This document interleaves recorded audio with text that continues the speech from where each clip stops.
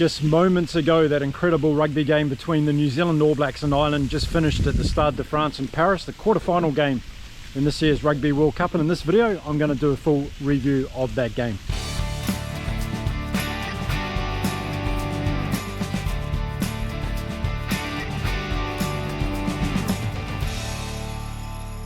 G'day and welcome to Inside Rugby with Mark. I'm a Kiwi rugby fan living in Cancun in Mexico, and I'm here to talk about that wonderful game between Ireland and the New Zealand All Blacks that's just finished. And let's get the elephant out of the room straight away in this video. I'm an idiot, I didn't know what I was talking about, and New Zealand didn't lose by 21 points. Okay, we're done there now, so let's focus on the brilliance of this game, not on my predicting scores in matches, okay? So, what a game it was, and you know, the build up to this game had all the potential of it being very similar to a final, and both teams, I guess, deserved that kudos for bringing in that hype around the ground. It was fantastic to see the Irish fans in the stadium in very good song, I might say, during the haka performance of the New Zealand All Blacks, and it was battle on before a ball had even been kicked in this particular game. But the scene had been set. Wayne Barnes was a referee, and we're about to start what was going to be an incredible game of rugby.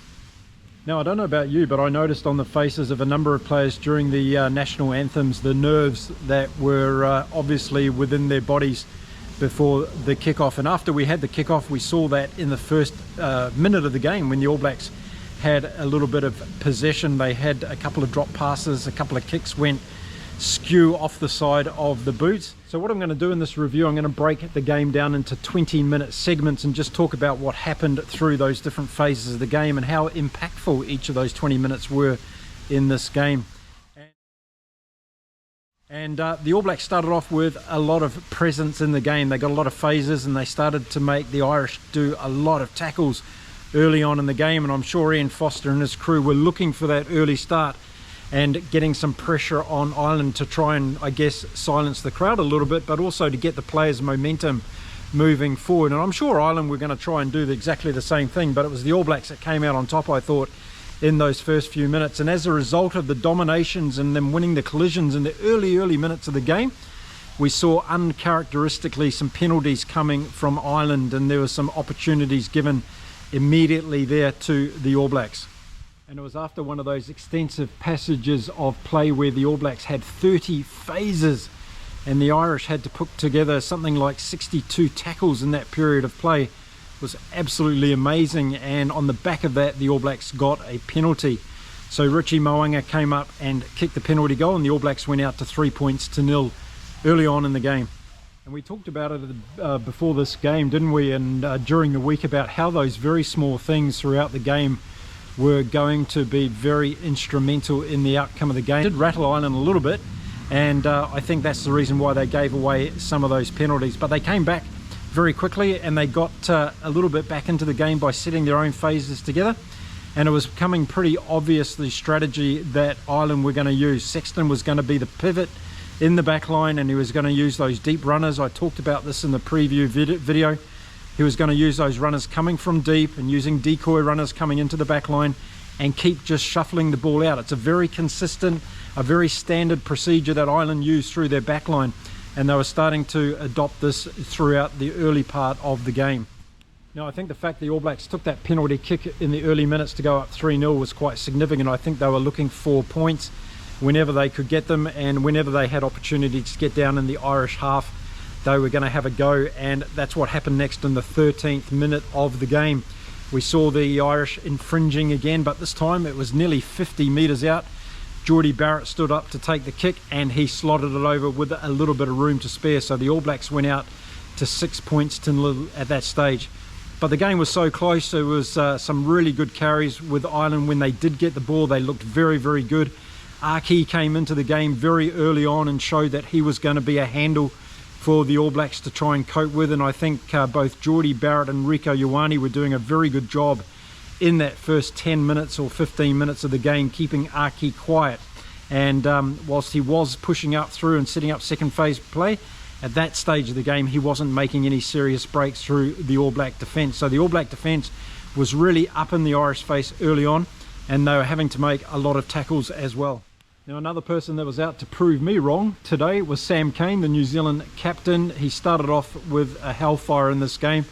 He was seen everywhere around the pitch, putting in some massive tackles, getting into the collision and breakdown very early, and winning some significant encounters for the All Blacks early on. And there was a stage just around about the 15th minute mark where he went in and did a really good turnover, and that's what started to lead to the All Blacks' first try in this game. And it was on the 18th minute that the All Blacks went over for their first try, and it came from a bit of individual brilliance from Beauden Barrett. He did a great little chip over the Irish defence. He regained the ball. He got absolutely smashed by James Lowe, but he got the ball out and recycled it, and it came back out to the wing, and Lester Fainganuku had to do a little bit of a dance to get over and score his first try in a Rugby World Cup game for the All Blacks in a quarter-final. So it was a big moment for Lester Fainganuku. So the All Blacks were really putting the momentum on Ireland at this stage, and they went out to 11 points to nil with the kick to come. So by the end of that first 20 minutes of this game in the first half, we saw the All Blacks out to 13-0 after Mo'unga got the conversion of that try. But it wasn't all one way for the All Blacks. They had really good minutes of play in that first 20 minutes, but Ireland started to build back into the game. And I was feeling that every time that Ireland got the ball, they looked dangerous and they looked like they could break through the New Zealand defensive line. Caelan Doris was starting off playing very well. Van der Fleer was in there disrupting as well and getting some good turnover ball for Ireland. And when the ball did come out the back line, Sexton once again was making plays on both left and right hand side of the field. Gibson Park showed himself early in the game for Ireland, and he did a couple of really good things in that first 20 minutes. And I thought he made the All Blacks defence around the ruck and more look a little bit fragile.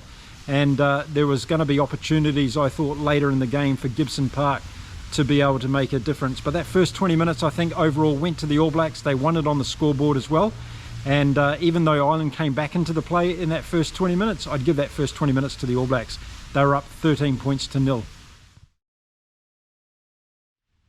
And it was straight after the second 20 minutes of that first half started that we saw Ireland getting more and more pressure on the All Blacks, and it led to a penalty which Johnny Sexton came up and got over no problem at all. So the Ireland were on the board, and I think that would have relieved a lot of their fans because they were showing signs of getting points and they needed to get on the scoreboard, I thought, at that stage of the game midway through the first half. So 13 points to 3, and I thought that Ireland needed to score next in this game, because if the All Blacks had scored, they would have taken off to a 20-3 lead, and it would have been really difficult for Ireland at that stage. But Ireland started to show some ascendancy after that penalty kick, and I think it might have calmed the nerves a little bit of the Irish players at that time, and they started putting some really good phases of play together. And again, it was that standard play through the back line of Sexton getting it out to Archie and Ringrose, bringing James Lowe in. We saw a lot of Mac Hansen as well at that early stage, and even Hugo Keenan. So it was being shared amongst everybody. And then we saw the likes of Porter and Sheehan doing some really good stuff in the breakdowns for the Irish. So I thought they were starting to come into the game, and I thought that's where some of the dangers might exist for the All Blacks, because if the Irish started to make progress in that collision area, then I thought they were going to be able to use that ball effectively throughout their back line. And it was really interesting. We hardly saw any kicks from Sexton at all in this game, and he kept ball in hand, and that's part of the Irish strategy, isn't it? Is just to keep wearing the defensive line down. And I thought there was a lot of things going on the ball, and there was a lot of things going on off the ball in this game which were really interesting to look at. And defence from both teams was really good, and they were up in the faces. They were doing it in a pretty clean way for most of the time as well. And it was giving a good flow to the game, even though it was very intense. And so it was Ireland who scored next, and it was that man, Bundy Archie. You can't keep him away from a good party, can you? He was just absolutely bullocking run through the middle of the All Blacks defence, and the gap really opened for Archie once he created it, didn't it? And Ioane and Barrett were not there to be seen to bring him down, and Shannon Frizzell missed him as well. So Archie went over in a huge storming run for about 22 metres out. The All Blacks weren't going to stop him, and Johnny Sexton got the extras over as well. So all of a sudden we went from 13 points to nil to having Ireland really back into this game. In just a few minutes of that second period of the first half, we'd seen Ireland go from 13 points to nil to getting a penalty and then a converted try, so we were back to 13 points to 10. and it was game on. So I think that period of play, just in those few minutes as we headed towards half time, were really important for Ireland, because they got on the scoreboard, they got some momentum going, and they got points out of it, which I think was really, really important. And they got through the All Blacks defence for the first time. So I think they were starting to show in their own mind and starting to believe that they could break through this All Black defence on this particular day.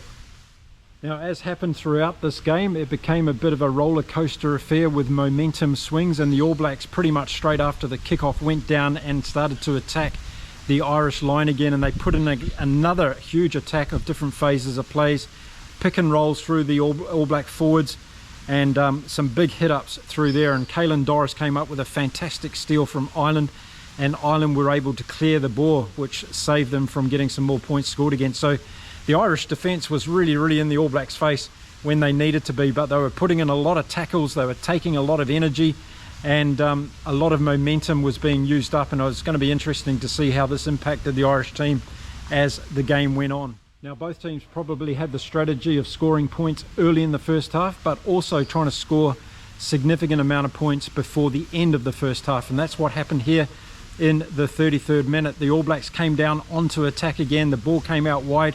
Adi Savia found himself right out wide on the wing, and he went over for a great try for the All Blacks in the corner. I think this was a significant moment in the game. We had many significant moments in the game, but as we headed towards half time for the All Blacks to kick away and to get out to 18-0, unfortunately Mo'unga missed the penalty kick, the conversion of that goal. And then the momentum swung again, and I've been talking about it in all of my videos when it comes to discipline and pressure around this All Black team. They got a yellow card, and Aaron Smith went off the field for a deliberate knock on, which it definitely was. He stuck a hand out trying to get the ball, and players know that they're not allowed to do that. They've got to be going with two hands and actually be successful at the interception. Aaron Smith was nowhere near the ball on this occasion, and he was rightly sent to the sin bin for 10 minutes. So this was going to put a huge amount of pressure on the All Blacks, and again, it's one of the things that I've talked about in my lead-up videos to this game, was the All Blacks' ability to keep their players on the field and to restrict the opposition from having opportunities of having them down to 14 men. And the great teams, like Ireland is, they take advantage of these opportunities, and Ireland went on another raid down towards the All Black line. Gibson Park saw the opportunity for him to take a dart for the goal line. He made it, he stretched out, he put the ball over, and he scored Ireland's try in the 38th minute of the game. Johnny Sexton got the conversion from right in front, and we had a 1-point game. New Zealand 18, Ireland 17, as the clock ticked down for half time. So it was an intense first half, and that second period of the first half, I'd give that to Ireland. They came back into this game, they put the All Blacks under pressure, they scored points and took their opportunities, and they had a player down on the All Black side, and they made sure that counted just a minute after Aaron Smith went off the field. So at half time, New Zealand 18, Ireland 17. So just looking at my analysis again, if you look at the second half of the first half, then Ireland won that on the scoreboard by 17 points to 5. So that was a significant comeback for Ireland in that 20 minutes before half time. Lots of good players on both sides of the field during that first half. As I mentioned, Sam Cane for the All Blacks was having a bit of a blinder today, probably because I said he shouldn't have been in the team. Lester Fainganuku was playing really, really well. He was good in open play. He was good at getting the ball turned back for the All Blacks. Adi Savia was having a giant of a game. He was prominent throughout some of the All Blacks barging runs up through the middle of the field, but he was also huge in defence as well, so he was playing pretty well. And in the back line, Geordie Barrett was impressing me the most for the All Blacks by half time. He was really, really accurate with his defence, and him and Ioane were connecting really, really well. The All Blacks didn't have too many opportunities to really break through the line in the Irish back line, but they were swinging the ball wide, and they were showing intent to get the ball out wide, and that's how Savia's try came about, as well as Lester Fainganuku's. So I think at half time, Ian Foster would have been happy with the All Blacks performance, probably would have wanted more points gap than what he had, and the way that the Irish came back in that second part of the first half would have worried him a little bit, because it gave Ireland the momentum going into the second half. Aaron Smith also had around about 5.5 minutes to spend on his yellow card when the second half got underway. For Ireland, I think that the forwards were doing quite well. Porter in particular was prominent, as was Furlong. He was showing himself. Henderson was doing pretty well. There was a couple of sloppy things in the lineouts from the Irish in that first half, and I'm sure Andy Farrell was going to have a chat to them about that. That was something they needed to clean up. I thought the All Blacks set piece was very, very good in the first half. They were looking quite strong. They won a number of penalties, and Porter in particular was getting a little bit upset with Wayne Barnes for lifting in the scrum time. And if you watch it, he was under an enormous amount of pressure, and he was getting popped up. So the All Blacks were doing a good job on Porter at scrum time in the first half. But look, my summary for the first half would be that the Irish didn't score first and get some momentum in this game, and that meant the All Blacks were going to be in this game. And because they got points on the scoreboard, it gave them confidence, self-belief, and they started to play their game, which was that open, expansive game, trying to test out the Irish defence and to try and find ways through it. I thought the way that the Irish were going to get away with this game was if they could score 10 points early in the game, then I could see the game really opening up for them and they being able to run away with it. That didn't happen. The All Blacks brought their A game. They played that great defence in the first half, and as a result of that, they were able to get those points on the board. So they would have been happy with having 18, but they would have been a little bit disappointed that they let Ireland in for 17 in that first half. So it was all to play for in the second half. And I'm sure Ireland were probably going to have the strategy of come out and do pretty much the same, because there was opportunities there for Ireland, and I think they would have expected that they were going to get through this All Black defence in the second half as it tires and as the bench comes on. So that's what I was looking forward to seeing, what would happen in the second half of this game. Okay, so the second half got underway, and I thought it was going to be really critical on how the All Blacks game managed the time that Aaron Smith was going to be off the field for that yellow card infringement. And I think they did a fantastic job in doing that. They were able to really make sure that Ireland didn't get in for any more points during that period. And at the same time, they did some really big plays on Ireland. So they kept the ball in hand. Ardie Savea again was making some fantastic runs, and he was big in defence when Ireland did have some opportunities. So I give the All Blacks that first few minutes in the second half because they game managed that period of play where Aaron Smith was off the field. Now in a close game like this, the first period, that first 20 minutes of the second half is always very important, because if one team can get some momentum going, then they can usually go away with this game. So it was a real arm wrestle in the beginning of the second half, I thought, and each team was trying to get their momentum. Looking back on the game now, I think that Ireland will be a little bit upset that they didn't get some more points when Aaron Smith was off the field at that yellow card period, and that's something they would have talked about and trained for before this game. If the All Blacks had gone down to 14 men, what strategy they were going to adopt. But the All Blacks did a very good job. They kept ball in hand during that period, and they didn't give Ireland too many opportunities. And when they did, they had one big opportunity, and Ardie Savea again did a magnificent turnover to steal the ball for the All Blacks. Now in the 52nd minute, Andy Farrell pulled the ripcord on the first of the changes for the Irish team, and Furlong was off the field and Bealham came on for them. And it was a minute later that in a line-out that the Irish didn't contest, that we saw Richie Mo'unga take on the Irish defensive line and got through and passed the ball out to Will Jordan, who went in for a try for the All Blacks on the right-hand side of the field. And that was a significant moment in the game, of course, because not only did the All Blacks score the try, it was the way that they scored the try. Ireland did not contend at that line-out, and they just had a reserve change. And sometimes when you do that, the moment lapse in concentration can happen. And the All Blacks decided to have a go at the defensive line off the back of the line-out. So it was a very significant moment. And if you watch the way Mo'unga took the ball to the line, he looked to shape to pass, and then he put his foot down and went straight through the line. We've seen that play from Mo'unga a number of times for the Crusaders back in New Zealand. So he took off, he had Jordan on his hip, and Jordan went over and outpaced Hugo Keenan to run the last 22 metres to get the try for the New Zealand All Blacks. So great try by the All Blacks, and it put them further in the lead. Now that try was scored out wide by the corner by Jordan, and we don't talk often about the significance of conversion attempts in the rugby game, do we? But in an encounter like this, every point counts, and Geordie Barrett stepped up and took over the kicking from Mo'unga in the second half. And he got the kick over from the touchline of this particular conversion. So that was a significant point, I thought, for the All Blacks, and it put them out to 25 points to 17 and gave them an opportunity to go further in the lead. And then in the 55th minute of the game, not good news for Ireland, as we saw Mac Hansen limping off the field. That calf injury did not look good at all, and one just wonders how fit he was coming into this game. And unfortunately for him, Mac Hansen's quarterfinal appearance at this year's Rugby World Cup was over. It gave Jimmy O'Brien an opportunity to come on, and I think O'Brien's only played about 9 tests for Ireland, so to come on in an intense, action-paddled game like this against the New Zealand All Blacks at the Stade de France was something that Jimmy O'Brien probably would never have dreamed of. But I tell you what, in his first touch or two, he was very good. He'd made some good meters for the Ireland team, but a shame for Mac Hansen. I feel for the guy. I've really loved watching his rugby throughout this Rugby World Cup. He scored some really fantastic tries, and he would have been gutted that that calf injury did him in on this particular occasion.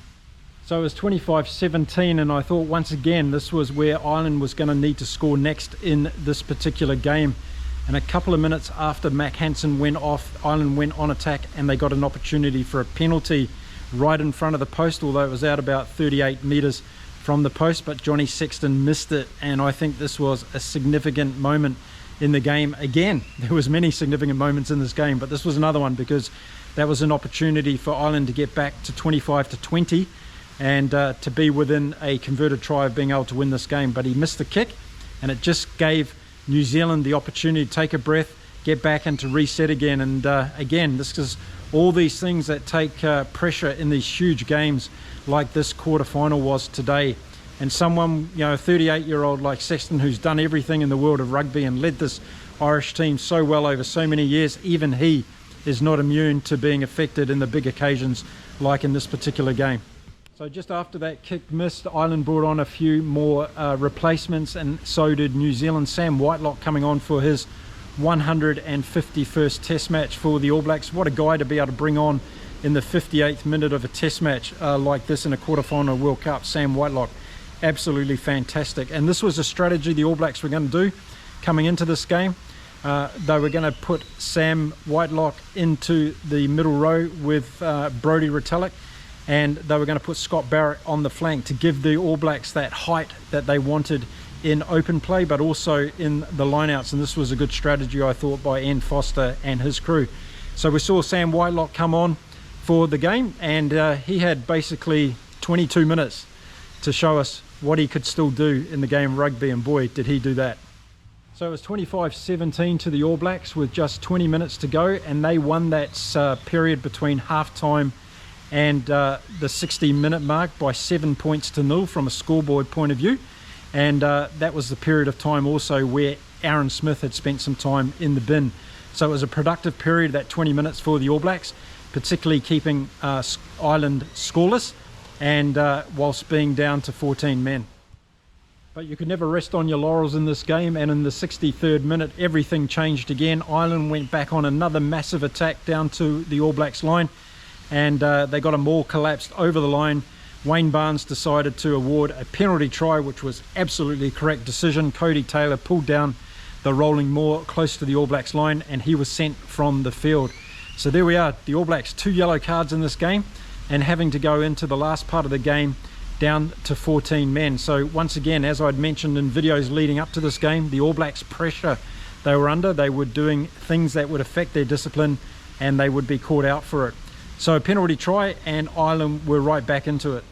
Now the significance of Cody Taylor being off the field for the All Blacks meant that they needed to bring on a replacement forward during scrum time and line-out time, and that was going to be Dan Coles.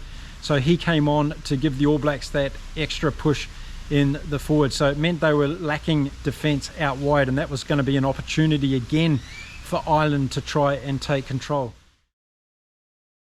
Once again, the All Blacks went into game management mode with Cody Taylor off the field, and they had to be really, really smart in the way that they played this game. So they kept the ball down towards the halfway, pushing into the towards the Irish 22, and they ended up getting another scrum, and they got a scrum penalty from that, which was quite significant.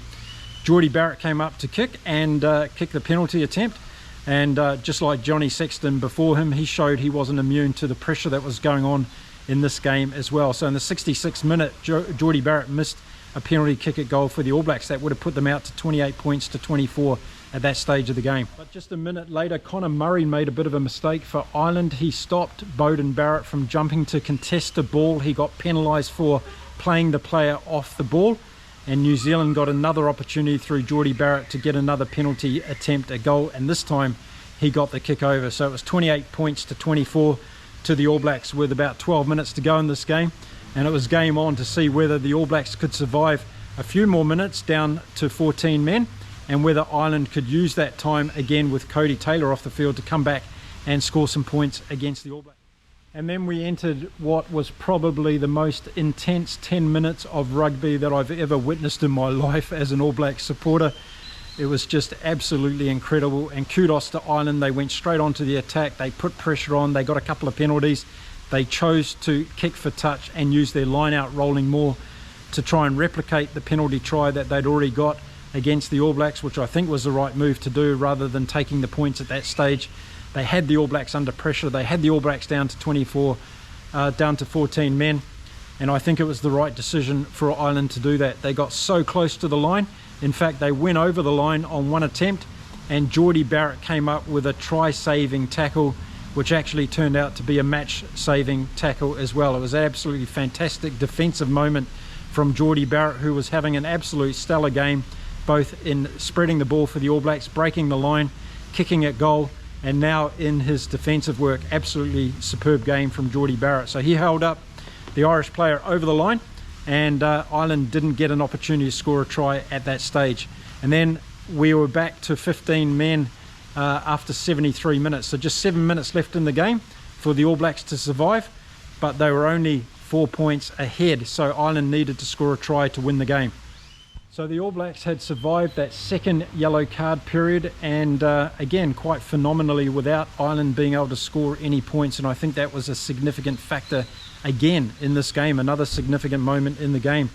But were the All Blacks going to be able to keep Ireland out in the last 5 minutes of the game? That was the big question, because Ireland were trying to get a lot of the ball, and they were being very successful in that, and they started to put together what I haven't seen ever before in the last couple of minutes of a game, an incredible amount of phases of running the ball. They were trying absolutely everything, and I think the last count was 35 phases of play, and I don't think there's ever been a team that's been able to defend 35 minutes of, or 35 phases of play in the last couple of minutes of a game. If you can remember that happening anywhere, let me know, because I'd be really interested to watch that match as well.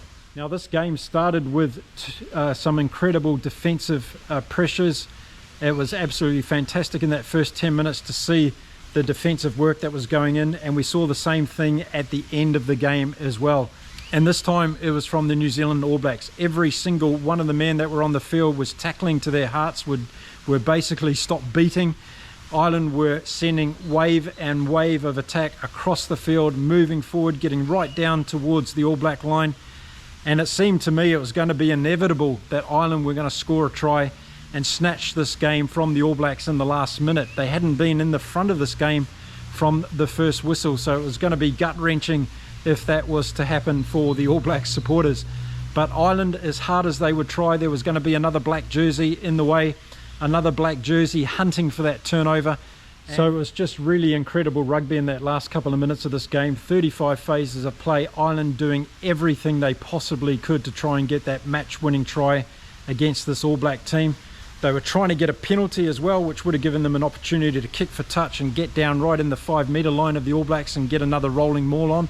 The All Blacks' defence and discipline held in that last 2 minutes, so credit to the All Blacks, because I, for one, have been the guy that's been calling them out in not being able to handle pressure, and they showed the rugby world today in that last 2 minutes of that game how they can handle pressure in a moment like this, and in a game that could have been easily a World Cup final. So it was an extraordinary effort, and it was that man in his 151st appearance for the All Blacks, Sam Whitelock, who got the turnover at the death of this game and saved the All Blacks and got them a penalty, and they put the ball in touch, and that was it. The game was over, and everybody in the stadium were on their feet, and everybody on the ground were on their knees, because it was so much of an energy-sapping last couple of minutes of this game. Now, rugby pundits all over the world have been talking about that last 20 minutes of these games and how important it's going to be, and the benches coming on and the rest of it. Well, here's the facts from this game. The All Blacks won that last 20 minutes by 3 points to 0. That's it. There was no more scores in the game in the last 20 minutes. But it was defense that won the game for the All Blacks. There's no question about it. So the significance of that last 20 minutes remains, but not just from a point scoring point of view, from a defensive point of view, and being able to keep the opposition out, and that's what the All Blacks were going to be able to do. What an amazing game of rugby from both sides. It was very, very intense. It was very, very enjoyable. The All Blacks got off to that good start. Ireland came back and put the pressure on. We had 1 point in it at half-time at 18-17 to the All Blacks. Then the Irish kept pace on the scoreboard in the second half. The All Blacks got away with that penalty to Geordie Barrett to put them out to 28-24. And then we had that massive defensive period from the All Blacks at the end, which won them the game, no question about it. As much as the Irish team and the Irish fans will be devastated again with another quarter-final loss at a Rugby World Cup, I think you need to hold your heads up very high. And not only your players, I think your players are absolutely outstanding. I believe that you deserve to be the #1 ranked team in the world at the moment. One loss like this doesn't take that shine off the overall performance of Irish rugby over the last 2 years. I think that needs to be said. And on this game, it was a knockout tournament situation. It wasn't a series in New Zealand or a series in Ireland. This is the Rugby World Cup, and this is what happens at a Rugby World Cup. But for all the Irish fans that are watching my videos around the world, thank you for not only the passion that you bring to the sport, but to your sportsmanship. To the wonderful fans that were in the stadium today at the Stade de France in Paris, hats off to you. You made the game very special, I'm sure, for everybody that was involved in the game. The other spectators in the stadium, as well as the players on the field. And I think it was a magnificent advertisement once again for the sport of rugby. And I've been beating on about this in all of my videos, that as long as rugby comes out on the winner of this, then I'm going to be a happy man. And I know a lot of people across the world are going to be happy with the game of rugby today, because it was such an amazing game between two amazing teams on both sides of the field. To the All Blacks and to all your fans, I need to pull my head in and never doubt my team again. That can be said, but we'll talk about that another time, because today is about celebration. It's about acknowledging the effort that went in from both teams on the field. And unfortunately, one team had to come out a winner today, because it's one of those games where you think, and you probably like both teams to go off the field as a winner. That can't be the case in this tournament. And it was the All Blacks that nudged this one today through some brilliant defence at the end. That won them this game. So well done to the New Zealanders, well done to all the New Zealand fans, and appreciating just what a spectacle this was for the sport of rugby. There was a lot of good players today across the whole field for both teams. One has to be now mindful of Johnny Sexton and what he's brought to world rugby, and not only the Irish team, but what he's given to world rugby in general, and all the kids that he's inspired to get out there and play this great game of ours. So hats off to Johnny Sexton for his performance also today. At 38, he was the man running the team at the end of the game there, trying to get through that All Black defence. And he had 35 touches of that ball, getting it out to the players outside of him. So hats off to Johnny Sexton. Look, there were a lot of good players for Ireland today. I thought James Lowe had a really good game. He was in the thick of things. His kicking was good again today. He was taking on the All Black backline. He got into some really hard tackle situations, so he was getting knocked around. And I'm sure he knows tonight he was in a battle against the All Blacks as well. Mac Hansen, as I said, unfortunate for him that he had to go off the field. The Irish forwards, I thought Doris and Van der Fleer and O'Mahony did well in the first half. They started to come back into it at the back end of the first half, but they didn't dominate in the breakdowns, and I think that's where the All Blacks won this game, was in the collisions. Adi Savia, Shannon Frizzell and Sam Cane today were outstanding for the All Blacks. And I think that trio went into this game with a mission to try and beat that Irish back three. And I think I have to tip my hat to those three boys today, because I think they just edged out the Irish back three. The lineouts weren't consistent today for Ireland. They struggled on a couple of occasions. The All Blacks were up there trying to disrupt the Irish lineout, so that was good work. But there's one stat that stands out for me in this game today, the tackle count. The All Blacks put in 230 tackles to the Irish's 159, so a huge amount, almost 100 more tackles the All Blacks put on the Irish today, and it seemed like most of them were in that last 5 minutes of the game. It was just an extraordinary finish to a magnificent game, that's for sure. I thought Gibson Park played really well until he was taken off for Conor Murray, and Conor Murray did a couple of things. I think when he came on, he made a couple of decisions perhaps to go the wrong way when he had backs lined out the other way, but that was just a microscopic critique of Conor Murray in that situation. But he played pretty well when he came on. And Bundy Aki again, what do you say about the man? He was a giant today, even in a losing team. He had an extraordinary game, as did Gary Ringrose, I thought, outside him as well. Look, there wasn't much in this game. It could have gone either way, and the Irish team could have just as easily got over in that last minute to score a try and to win the game and take it away from the All Blacks, and we'd be sitting here with a different picture. So it was a fantastic game of rugby. Well done to Ireland, well done to the All Blacks. It sets us up now for a magnificent day tomorrow with England versus Fiji and France against the Springboks. So the All Blacks winners over Ireland today, 28 points to 24 in the quarterfinal match at the Stade de France in Paris. A magnificent game of rugby, a great advertisement for the game across the world. And now we look forward to 2 more amazing games tomorrow. I'll be back with more videos soon right here on Inside Rugby. Until then, stay safe, stay well, and keep enjoying this amazing Rugby World Cup from France. Bye for now.